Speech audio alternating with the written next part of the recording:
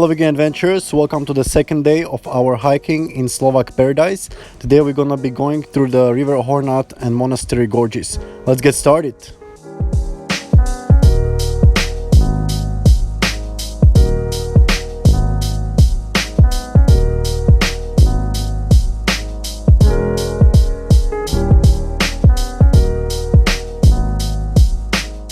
So we started this hike at the same place as yesterday, called Podlesok, and in just few minutes we got these amazing views with the river Hornad.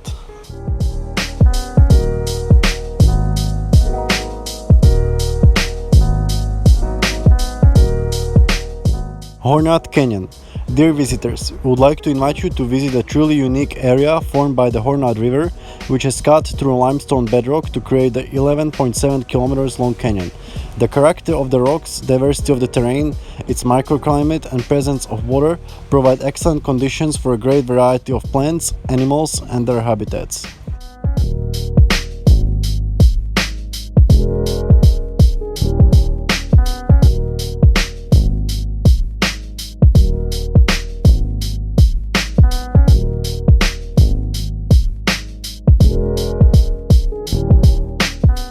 Due to its exceptionally high natural value, the canyon area is protected at the highest level of protection as the Hornad Canyon National Nature Reserve, which has a total area of 290 hectares. This area is also proposed to become a part of the European Network of Protected Areas, Natura 2000. This highlights its importance as well as at the European level.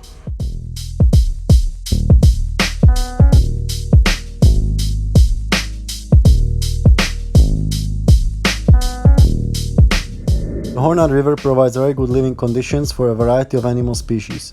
A number of them indicate natural character and cleanliness of the river, such as the European crayfish in the water, the thick-shelled river mussel, and the Carpathian lamprey. Both are species of EU importance. The brown trout is a very abundant fish species here. Close to the water surface, the white-throated dipper flies. This species often dies when catching its prey, water insects. The European kingfisher, an endangered and beautifully colored species, preys on fish in this area. The river provides a habitat as well for the European otter, considered to be one of the most endangered mammals in Europe. Its populations have been negatively impacted by water pollution, stream regulation, and bank vegetation liquidation. The otter is a species well adjusted to living in a water environment.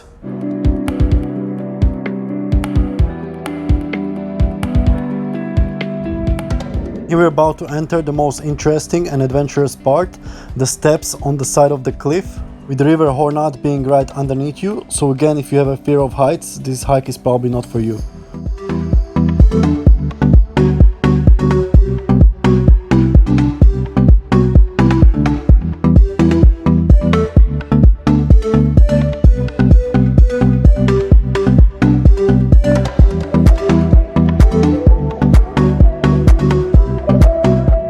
So even though it seems very scary walking on this little metal ledge 5 meters above the river, when you think about it, if you do happen to fall down, you would just fall down in a deep water and then you would just swim to the nearest shore. The only bad thing I could think of would be that you would destroy your electronics or some paper money that you would have in a backpack. So this hike is actually safer than the previous hike in Sukhabela Valley, where if you fall down from one of those high ladders up the waterfall, you would hurt yourself pretty badly.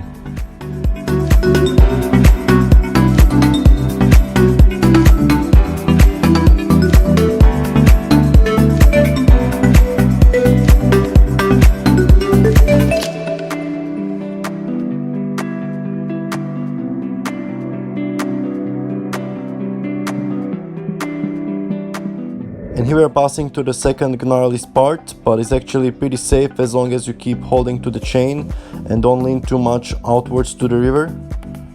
It's again only the perception of a big height, but actually it's much safer than the previous hike.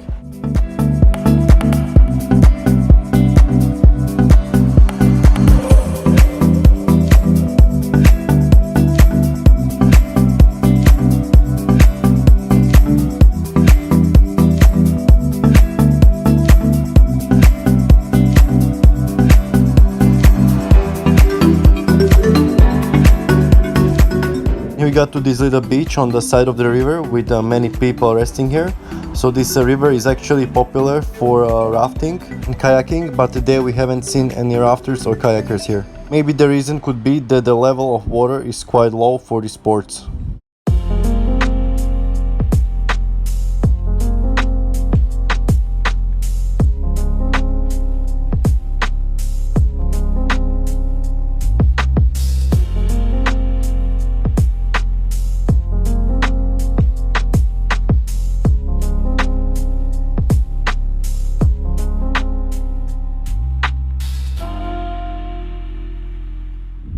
Wolf Valley. Just now you're in a locality where the forest has grown without human interference.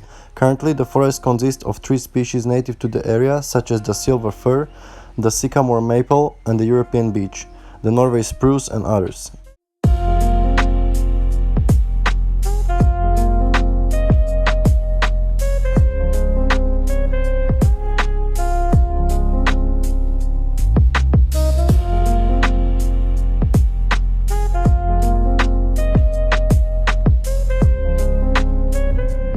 And here on the side of the path we can see a memorial cross from a tragedy that happened on 17th of July 2015. A rescue helicopter from Poprad city was called to rescue one boy with a broken leg, but unfortunately they got caught up in electric wires and fell down here. You can see still the cleared up forest where they fell down. And unfortunately all the 4 members of the crew died in this incident. The canyon is accessible all year round. You can enter it either from the villages of Podlesok and Chingov. Unlike the other gorges of Slovak Paradise National Park, it is possible to pass through it in both directions. Therefore, it is necessary to be both considerate and tolerant when visiting it.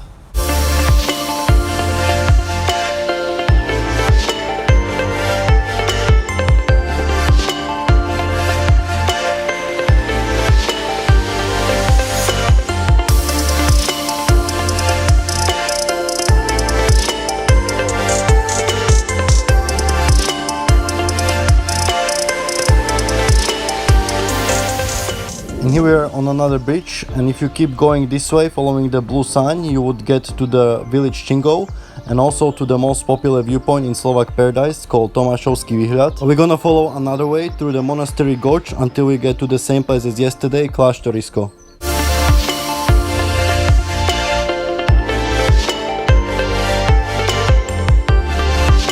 The Monastery Gorge. Kláštorská roklina or Monastery Gorge was known a long time ago, but it was open to public access only in 1960 after span a river Hornad by cable footbridge. Monastery Gorge is part of the National Nature Reserve Hornad River Canyon. It's protected by the 5th strictest level of nature protection.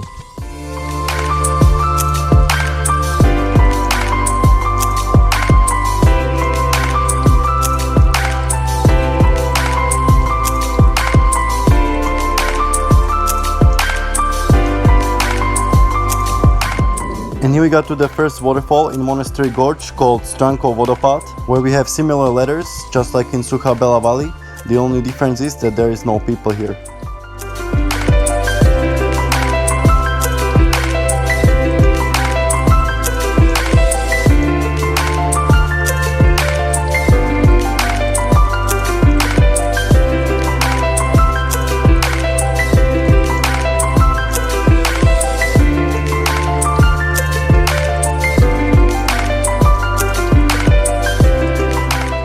Just a quick tip for visitors who want to visit the Slovak Paradise in a peak season. The Suchá Bela Valley is overrated with too many people. Know that there are other valleys like this one with similar attractions, but much less people here.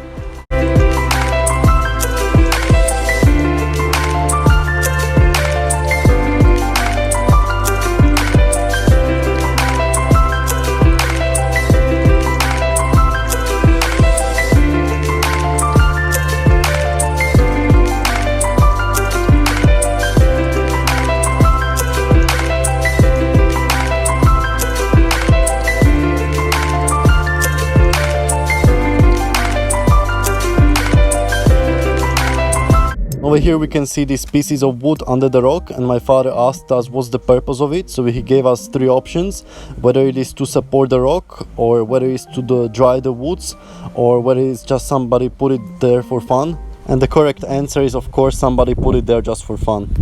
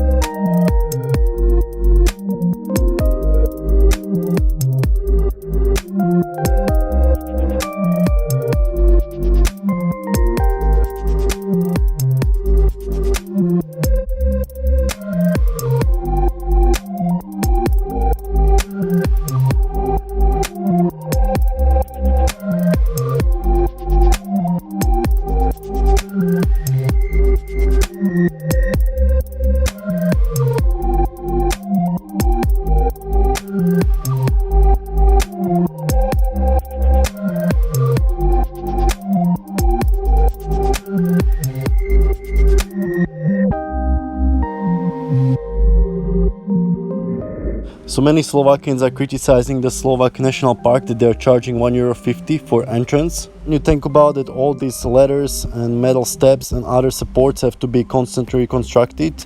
The money is well spent and it's not that expensive, especially when you compare it to other countries. For example, in Argentina we paid $50 for entrance to National Park, and in Thailand you pay up to €5 for dried out waterfalls. In Poland they're charging for entrance to High Tatras, which in Slovakia it's for free.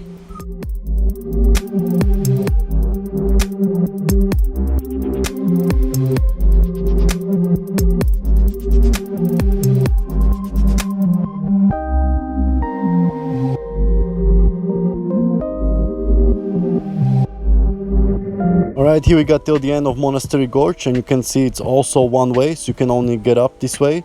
And here we got again to the place called Klášterisko, or a monastery. And my father is telling us that when he was here 20 years ago, all that monastery was underground, but since then they excavated all that you can see.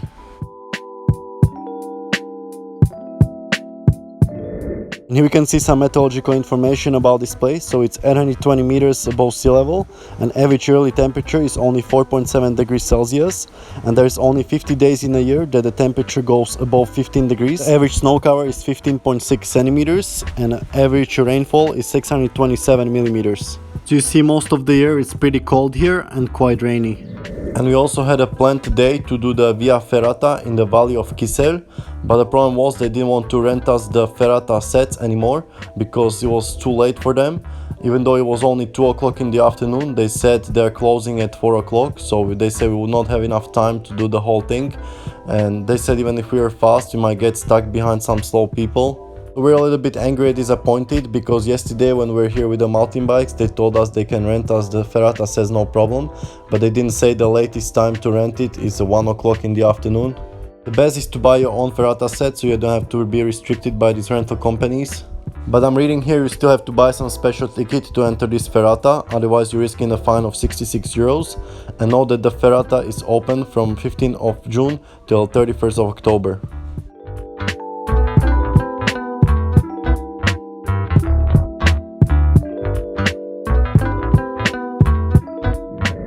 And as we have some more spare time left, because we didn't go to do the Ferrata, we're gonna explore this monastery. The monastery. The strategic position of this place attracted Aboriginal natives of the Spiš area, who fortified 2 of the relatively more easily accessible sites to the protected area. Recent research has established continuous settlement from as far back as the Hallstatt period, around 500 BC. At this fortification-like site presumably intended to provide refuge. Continuous settlement has also been established in the northern limits of the Slovak paradise. Sometimes throughout the 12th century, a new fortification encircled by 2 front walls was built on the side of the older one. A freely standing guarding wooden tower was discovered on the opposite northeastern side, containing abundant clay artifacts dating back to the 12th and 13th century.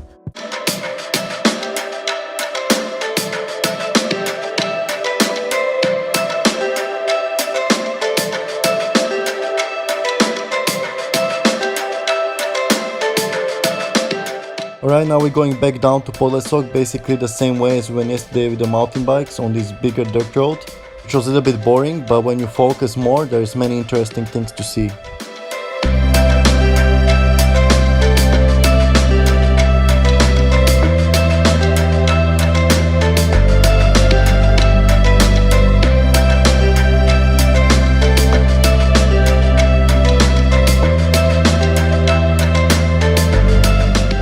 Podlesok is a great place for visiting Slovak National Park. Apart from Suchá Bela, the Monastery Gorge, the Hornad Canyon and the Monastery, there is also Piecky and Veľký Sokol gorges that we haven't visited yet.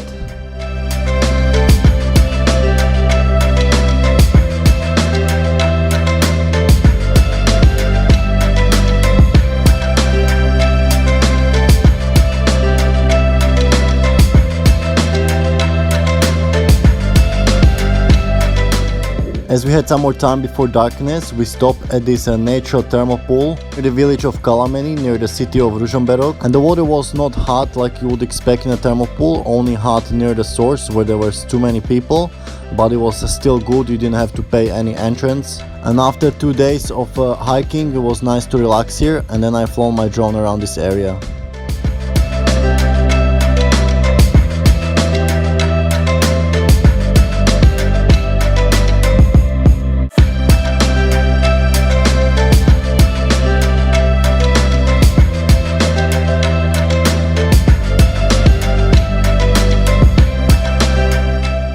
And as you can see, as I'm flying around this little village, the deforestation impact is quite big. Even the little hills are without forest, and of course the biggest cause of it is the cattle grazing.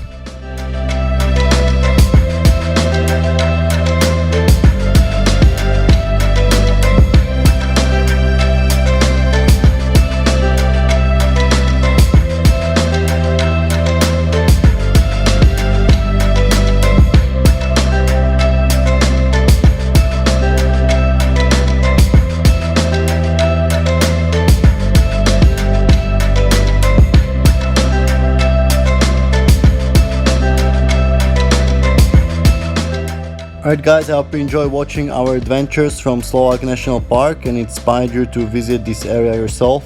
Next we want to travel back to Serbia through Romania, and we want to visit the Carpat mountains there and also do some hiking. So make sure you stay tuned for those videos. And as always, stay healthy and stay adventurous.